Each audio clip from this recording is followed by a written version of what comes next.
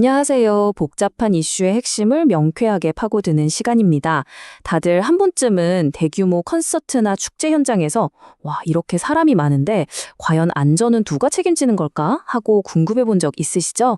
오늘 바로 그 질문에 대한 답, 한국의 군중 안전을 지키는 법에 대해 아주 자세히 알아보겠습니다. 네, 맞아요. 이런 대규모 행사에서 공공의 안전을 뒷받침하는 법적인 체계는 과연 무엇일까요? 지금부터 그 핵심을 한번 파고들어 보겠습니다. 자, 모든 이야기는 바로 이 한 문장에서 시작됩니다. 경비업법 시행령 제30조. 이 조항이야말로 공공의 안전을 위해서 경찰과 민간 경비가 어떻게 협력해야 하는지 그 법적인 청사진을 제시하는 핵심적인 근거라고 할 수 있습니다. 그럼 이 법이 다루고 있는 경비업이라는 게 정확히 뭘까요? 그 기본 개념부터 한번 짚어보죠. 경비업법 제2조를 보면요. 경비업은 그냥 경비를 서는 행위 그 이상을 의미합니다. 국가로부터 정식으로 허가를 받은 법인이 계약을 통해서 전문적인 보안 서비스를 제공하는 하나의 영업인 거죠. 그러니까 아무나 할 수 있는 게 아니라 국가가 관리하는 규제 산업이라는 뜻입니다. 이 부분을 보면 정말 흥미로운데요. 법에서는 경비 업무를 굉장히 구체적으로 6가지로 딱 나눠놓고 있어요. 시설 경비부터 특수 경비까지. 그리고 오늘 우리의 주제와 아주 밀접한 바로 그 행사장에서의 사고를 막는 혼잡 교통유도 경비까지. 각자 역할이 아주 명확하게 정해져 있는 셈이죠. 이런 시스템은 결국 훈련된 전문가, 즉 사람에 의해서 돌아가겠죠. 그럼 현장에서 직접 뛰는 사람들은 누구인지 한번 들여다보겠습니다. 경비원은 크게 두 종류로 나뉩니다.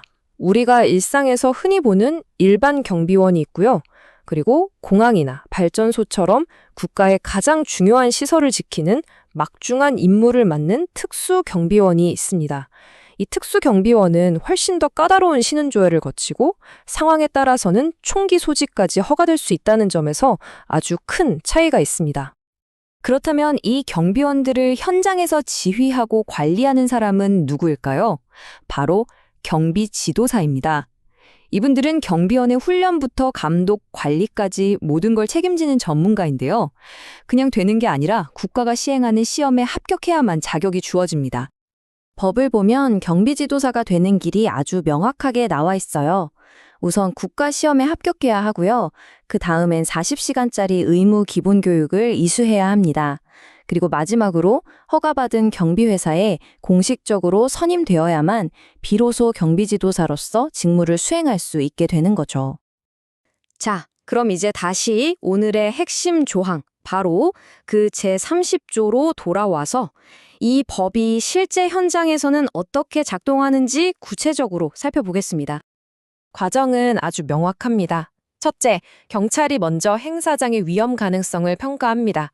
둘째, 그 평가를 바탕으로 경찰이 행사 주최 측에 민간 경비원을 배치해 주십시오라고 공식적으로 요청을 하죠. 그럼 마지막으로 주최 측은 이 요청에 응해야 하고요. 만약 그럴 수 없다면 늦어도 행사 하루 전까지는 경찰에 그 사실을 알려야 할 의무가 있습니다. 여기서 진짜 중요한 포인트는요. 이 법이 사고가 터진 뒤에 수습하는 게 아니라는 겁니다. 행사가 시작되기도 전에 비극을 미리 막기 위한 공식적인 소통 채널을 만들어둔다는 것. 바로 사전 예방에 초점이 맞춰져 있는 거죠. 그런데 만약에 경비회사나 경비원들이 이런 규정을 잘 따르지 않으면 어떻게 될까요? 이 법 생각보다 훨씬 강력한 힘을 가지고 있습니다. 네, 이건 그냥 이렇게 해주세요 하는 권고사항이 아니에요. 이걸 어기면 아주 심각한 결과를 맞게 되는 강제력 있는 규정들이라는 거죠.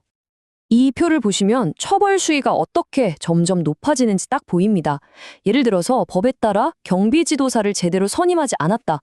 처음 걸리면 1개월 영업정지, 두 번째는 3개월. 그런데 세 번째 위반하면 허가가 아예 취소될 수도 있습니다. 회사가 문을 닫아야 하는 거죠. 그리고 이 숫자는 이 법의 무게를 정말 실감하게 만듭니다. 예를 들어서 시위 현장처럼 민감한 집단 민원 현장에 허가도 없이 경비원을 배치하는 불법 행위를 저지르면 최대 3천만 원의 과태료가 부과될 수 있습니다. 법이 얼마나 이 산업을 엄격하게 관리하고 있는지 보여주는 단적인 예라고 할 수 있겠죠. 자, 그럼 오늘 이야기한 모든 내용을 한번 정리해 보겠습니다. 이 설명에서 우리가 꼭 기억해야 할 건 뭘까요? 결국 이 법은요, 단순한 규칙의 나열이 아닙니다. 민간경비 산업의 전문성을 잘 활용하면서도 동시에 우리 모두의 안전이라는 공공의 이익을 지키려는 아주 정교한 균형 장치인 셈이죠. 즉, 민간과 공공의 파트너십을 법으로 공식화한 포괄적인 시스템이라고 이해하시면 되겠습니다. 오늘 우리가 함께 살펴본 이 법적 체계는 그에 대한 하나의 해답을 제시하고 있습니다. 하지만 앞으로 계속해서 나타날 새로운 도전들에 대응하기 위해서 이러한 협력 관계가 앞으로 어떻게 더 발전해 나가야 할지는 우리 모두가 함께 고민해 봐야 할 숙제일 겁니다.